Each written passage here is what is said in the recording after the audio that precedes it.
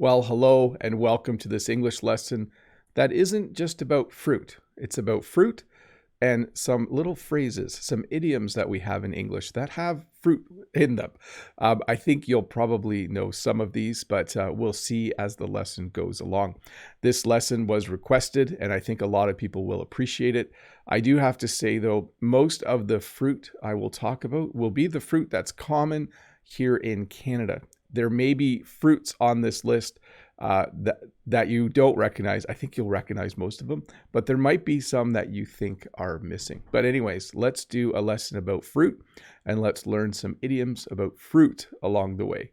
So the first fruit I picked is the apple. I think you all know what an apple is. I did want to talk a little bit though about where we get apples. We buy our apples at the farmer's market. Apples are grown on apple trees in an apple orchard. I'm not sure if you were familiar with the word orchard. An orchard is a large field, I guess, filled with apple trees. Apples are delicious. Jen eats an apple every day. I don't. I should probably eat more apples. But that does remind me of an idiom that I didn't put in this lesson, and that's an apple a day keeps the doctor away. So there's this saying that if you eat an apple every day, you'll be healthy and you won't ever need to see a doctor.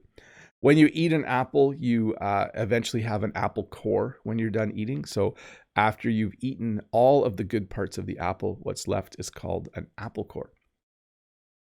We have a phrase in English, a bad apple, or a rotten apple. I use the phrase bad apple quite often. I'm not sure who this person is. This is just a picture from a free picture website, but he looks like he's in trouble. When you have a person who is constantly getting in trouble in school, you might say they're a bad apple. Instead of studying, maybe they're doing things that are illegal during the school day or at night. And it doesn't just need to be a student. You might have a cousin who's kind of a bad apple. No matter where they go, they get in trouble. So bad apple is one idiom that we have with the word apple in it. And then there's the city of New York, which is referred to as the Big Apple. I tried to figure out why it was called this, but I didn't have enough time to do all my research. So maybe somebody who's watching can figure out why New York City, the big city in the state of New York, why it's called the Big Apple. I have been to the Big Apple once. I went there once with some friends a very, very, very long time ago. We visited Times Square. And we did some other fun things in New York City in the Big Apple. We also have a fruit called a cherry. I like cherry pie, but I don't actually like cherries. Cherry pie is a dessert that you make. You're probably familiar with apple pie, cherry pie. We have a number of different kinds of pie in North America. I really, really like cherry pie. I think because cherry pie has a lot of sugar in it. That's probably why I like it. Hey, when you eat cherries, you have to spit out the pits. So in the center of a cherry, there is a cherry pit. So people will often eat cherries outside and then they'll try to shoot the pit out of their mouth as far as they can. That's an interesting game to play. Sometimes Jen and I and the kids will eat cherries outside and try to spit the pits far away. We have a phrase in English called to cherry pick, and it's a phrase you use in sports when someone, instead of playing defense, they hang out by the goal or the net. It's something that happens quite a bit in hockey. It happens quite a bit in basketball, less so in football or soccer because you're often offsides if you're too far ahead. But in hockey or basketball, if you're cherry picking, it means instead of trying to get the puck from the other team, you're kind of waiting for someone to give you the puck so you can score right by the net. You can sort of see it in this picture here. The red dot would represent someone who's cherry picking. The rest of his team or her team is trying really hard to get the ball, but that person is just waiting for someone to pass it to them so they can get an easy basket. The pear. So I don't actually like pears very much. I will eat them. I actually like pears from a can or from a jar. So sometimes at the store, we'll buy a can of pears. And I like those better probably because there's a lot of sugar in that too. But pears look kind of like an apple, but with an extra piece on the top, and they certainly taste different. We used to have a pear tree on the farm many, many years ago, but we no longer have one. I think eventually I think it might have died. I should go look sometime. It's down the hill. And we have a phrase in English, to go pear-shaped. This is when something goes wrong. When I was starting before the live stream, Mode said, I hope the lesson doesn't go pear-shaped today. So if this lesson went pear-shaped, that would mean that I forgot how to explain things, or people were having trouble connecting, or the connection was bad. That would be something going pear-shaped. I put this up because sometimes you go on a nice trip in the winter in Canada, and then the trip kind of goes pear-shaped because you run into a lot of snow and maybe you get stuck somewhere. So when you say that something goes pear-shaped in English, it means that it goes wrong. It doesn't go the way you were hoping for it to go. And now my favorite fruit. Some of you, I think, mentioned this already in the chat. Bananas are my favorite fruit. At this point in the lesson, I will thank everyone who lives in a country that grows bananas. I really like bananas. I would say I eat one every day, but it's probably more like I eat 25 to 30 bananas a month. I eat about 5 or 6 bananas a week. I try to eat one every day, but sometimes we run out of bananas. In our stores, the bananas are yellow, but sometimes the bananas are green. And then when you buy green bananas, you have to wait a couple of days for them to turn yellow before they are ripe enough to eat. When you eat a banana, you peel the banana, and then you eat what's on the inside. I do really, really like bananas. And they are one of the cheapest fruits to buy in Canada, which seems strange to me because they all come in on a boat from really far away. I'm not sure where the bananas are from that I'm eating right now, but they're usually from somewhere in Central America, usually. And then we have the phrase, to go bananas. So this phrase has a couple of meanings. It means to be really excited. If I walked into my classroom and started throwing candy, my students would go bananas. That means that they would be really excited. They would jump out of their desks and try to grab the candy that's on the floor. They would be really excited. It can also mean, though, to get angry. Like you could say, oh, he was in a car accident and then he just went bananas. Like he was yelling, he was screaming. It's probably more often used as something to describe people who are excited in a positive way, but it can be used the other way as well. And then top banana, second banana. I think I taught this phrase on my other channel. So when you work somewhere, you could say your boss is the top banana. I would probably say top dog, but some people say top banana. And then maybe the boss, there's someone just under the boss. We would call that person the second banana. So some people like being second banana. Some people like being the top banana. I like just being a worker. I don't want to have too much responsibility. And then we have grapes. We actually grow grapes close to our farm. There's an area where grapes can grow. The climate on our farm isn't warm enough, but when you're close to the Great Lakes, there's a microclimate where people can grow grapes. But grapes are yummy to eat. Grapes are, of course, used to make grape juice and and wine. There are a lot of wineries actually close to where I live as well, because they can grow grapes. When you have an area where you can grow grapes, you naturally have wineries, places where wine is made. And grapes grow in a vineyard, by the way. I forgot to mention that with some of the other fruits, but that's okay. Grapes grow in a vineyard and they grow on a vine. So the phrase sour grapes refers to anyone who, they're just annoyed and upset about something. And usually it reminds me of sports fans when their team loses. They can really be sour grapes. They can really be annoyed and they blame it on the referee, and they find all kinds of reasons or excuses why their team should have won. So they're sour grapes. It means to be upset about something, but maybe not have a good reason to be upset. So definitely this reminds me of sporting events. An orange. So this is what's known as citrus fruit. Oranges, grapefruits, lemons, tangerines, all of those are considered citrus fruit. Our oranges in Canada, when you buy an orange, it is almost always from Florida. Almost all of the oranges in Canada come from Florida. It's very nice to live close to the United States. It's nice to live close to a country that produces all different kinds of citrus fruit. So I'm sure there are big trucks that regularly drive from Florida to Canada and bring oranges here. I probably drink more orange juice.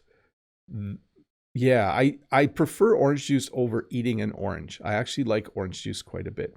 An orange is, again, something you need to peel to eat. You don't eat the orange peel, but you do eat the inside. And sometimes the orange is seedless, and sometimes it has seeds in it. So depends on what kind of orange you buy. I like the seedless kind. And we have a phrase in English, comparing apples to oranges. When you compare apples to oranges, it means you're talking about two things that really can't be compared. If you were to talk about the economy in Canada, or how would I describe this? Let me think of a good way to describe this. I think it's like if you talk about how farming is done in Canada versus farming in, let's say, Japan. It's like comparing apples to oranges. It's done differently, okay? There might be some similarities, but sometimes that might have been a bad example, but sometimes you can't compare things, and it's like comparing apples to oranges. The peach. There are a lot of peaches growing around here. Peaches are very, very yummy. Peaches are quite juicy. When you eat a peach, you often get peach juice on your face when you're eating it, especially if it's really, really ripe. But this is one of my favorite summer fruits. It's really nice in the summer because we get fresh peaches from our neighbor at the farmer's market. And a peach has fuzz on it. So just like when you have a little bit of hair on your face, you have a little bit of fuzz. A peach has really small hairs on it, and we call it peach fuzz. We actually, here's a phrase I don't have in here, but when a young man around age 12 or 13 or 15 or 16, when they start to grow hair on their face, it's very, very fine hair, and we call it peach fuzz. Sorry, not fudge, peach fuzz. We say, oh, he has a little bit of peach fuzz on his face. He's starting to become a man. We describe things that are cool as peachy, okay? Like if someone says to Jen, I need 10 bouquets today. Can I pick them up at 10? Jen could say, oh, yep, that's peachy. That means it's great. That's okay. If someone says, I want to give you $1,000, you could say, that's peachy. That's just peachy. It means really cool. It means really exciting. It means something that you like. Kiwi. So kiwi is an interesting fruit. Apparently you can eat the skin, but I don't like the skin. When we buy kiwis, I often peel them. I actually peel the kiwi. Did I say peaches? Kiwi. When we get kiwi, I peel the kiwi. I find kiwis taste a little bit like strawberries. I really, really like kiwis. Now, kiwi is also a word we use to talk about people from New Zealand. People from New Zealand often refer to themselves as Kiwis. This is a guy named, his YouTube channel is called How to Dad, and he makes really, really funny videos about being a parent. He's a Kiwi. He's someone who's from the country of New Zealand. And then here we have the lemon. So the lemon is an interesting citrus fruit. Not only is it used, not a lot of people eat lemons. Maybe I should start by saying that. Not a lot of people eat lemons, but people use lemons in a lot of recipes. People make a lot of things out of lemons. They make lemonade. They make iced tea with lemon flavoring. If you go to a bar, a lot of alcoholic drinks will have slice of lemon in it. In restaurants in Canada, when you ask for water, it might have a slice of lemon in it. There are a lot of things that you can make with lemon, but not a lot of people eat lemons. They usually use the lemon to make something else. And here you have a man looking at his car. In English, when you say something is a lemon, usually you're talking about a used car that doesn't work right. Okay, so if I bought a used car and it just kept breaking all the time, I would say I bought a lemon. I think you could say this about a new car too, but it's when you buy something and it regularly breaks all the time. Like, oh, Joe bought a new car. Oh, does he like it? No, it's a lemon. He's taken it to the garage 3 times so far. And then we have this phrase in English: when life gives you lemons, make lemonade. This is a phrase because lemons are sour. And so if life is giving you lemons, it's like life is giving you experiences that aren't enjoyable. And your job then is to make lemonade. So hopefully you understand this. It basically means if life's kind of crappy right now, if life isn't going well, you have to find a way to make it exciting and joyful and happy. So when life gives you lemons, make lemonade. It sounds really simple though, doesn't it? It's not always that easy to make your life better. And then we have melons. So this is a cantaloupe. There are several different kinds of melons. Melons are very, very, very tasty. You usually cut a melon up in order to eat it. You usually cut it into slices. You usually remove all the seeds from the center if it's a melon like this one. But we also use the word melon to talk about someone's head. So this is a slang word for someone's head. You know, oh, he got hit in the melon. Someone threw a ball at him in the gymnasium and he got hit in the melon. So melon is another word for your head. And then we have the grapefruit. I think, yes, okay, I'm just checking here. A grapefruit is an interesting fruit. It's a citrus fruit. It's bigger than an orange. It's definitely a lot more sour. People often eat them for breakfast in North America. They cut them in half and they might actually put sugar on top of it. My mom, when I was younger, would eat a grapefruit every morning. She would cut it in half and she would sprinkle sugar on the grapefruit. And then she would eat it with a special spoon that was kind of like a knife on one side. So she could cut the sections out. I don't know. I should eat more grapefruit so I know what I'm talking about. But we do have something called the Grapefruit League in North America. So the baseball team in Toronto is called the Toronto Blue Jays. But before they play for the regular season in Toronto, they actually play in what's called the Grapefruit League in Florida. This is called preseason training or training camp or spring training. So the Blue Jays, the whole team lives in Florida for a few weeks. And they play in a league called the Grapefruit League with all the other National League teams or American League teams. Sorry, I should get my baseball facts straight.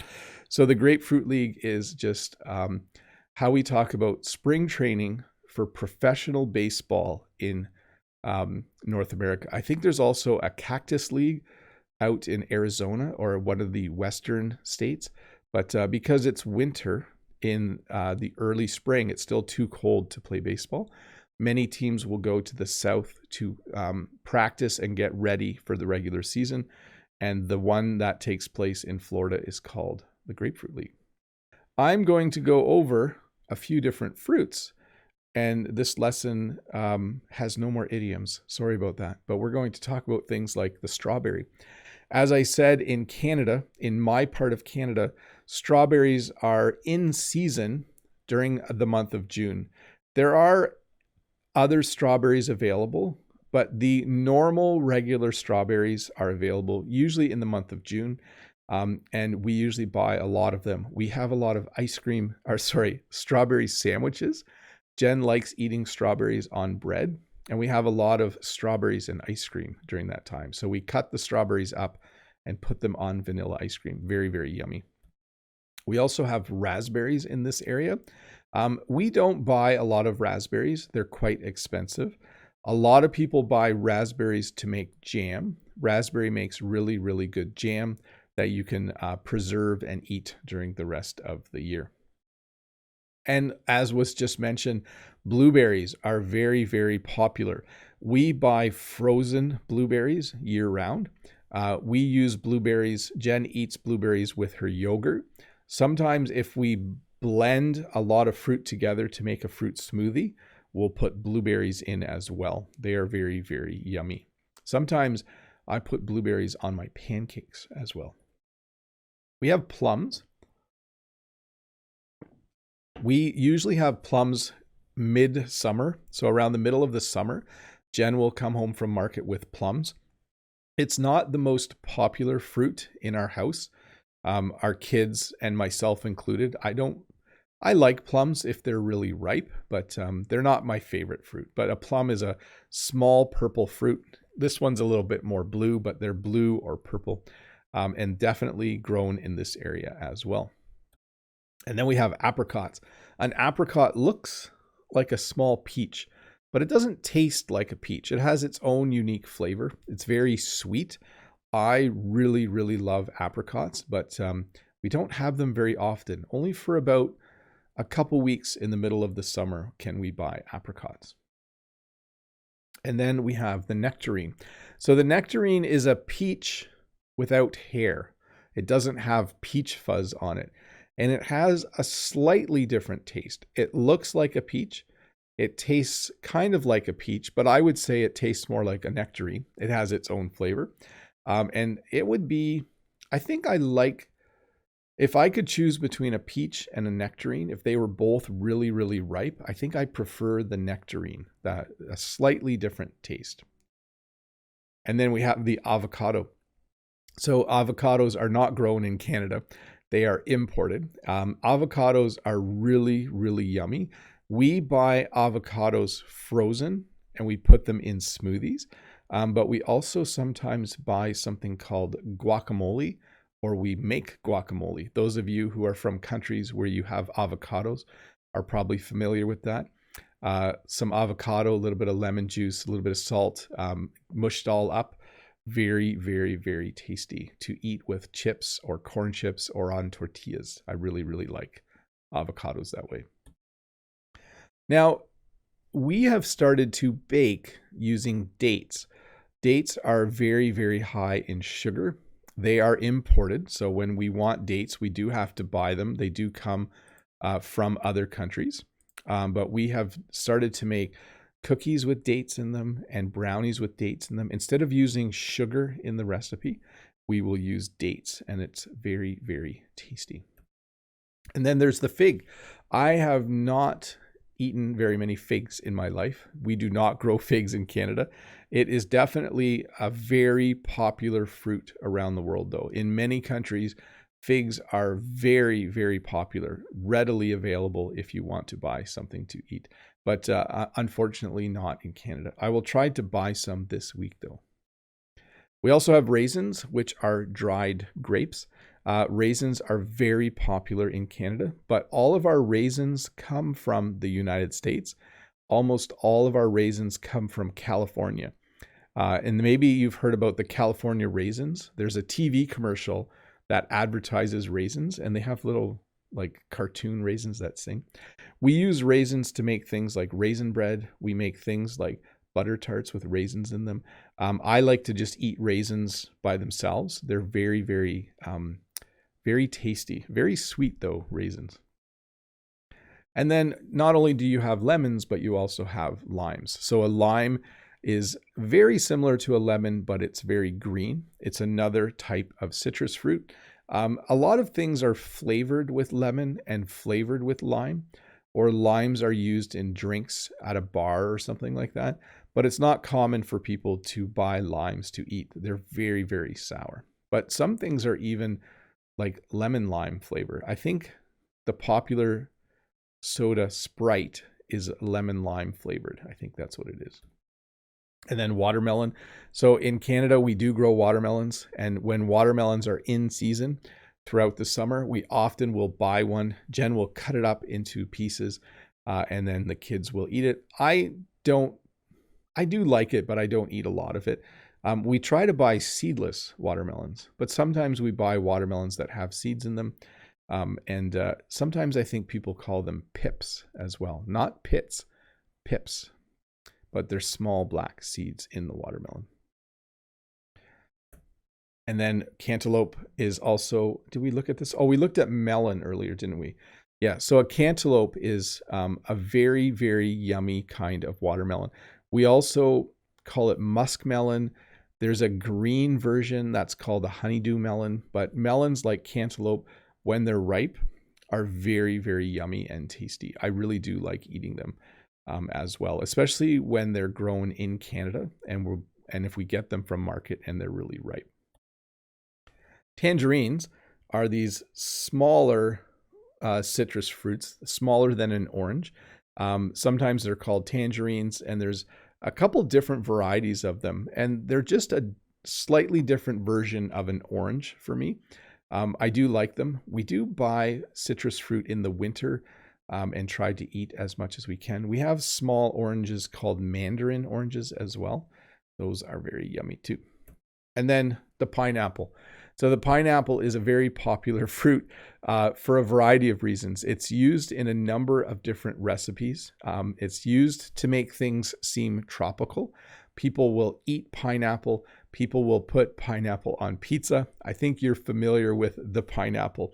It's usually, though, when we buy pineapple, we buy it in a jar. We don't buy it and cut it up ourselves. So probably that's the lazy way to buy pineapple. But pineapple is certainly tasty. It's kind of a mix between, like, it's sweet, but it's a little bit sour at the same time. I really like that mix with pineapple. And really yummy in smoothies as well if you put it in a blender. And then some people, there's an argument that you should never put pineapple on pizza. But again, if you go to a pizza place in North America and say, I'll have an extra large Hawaiian pizza, that means you want a pizza with pineapple and ham on it. I actually like it. I don't have a problem with that. It's quite yummy.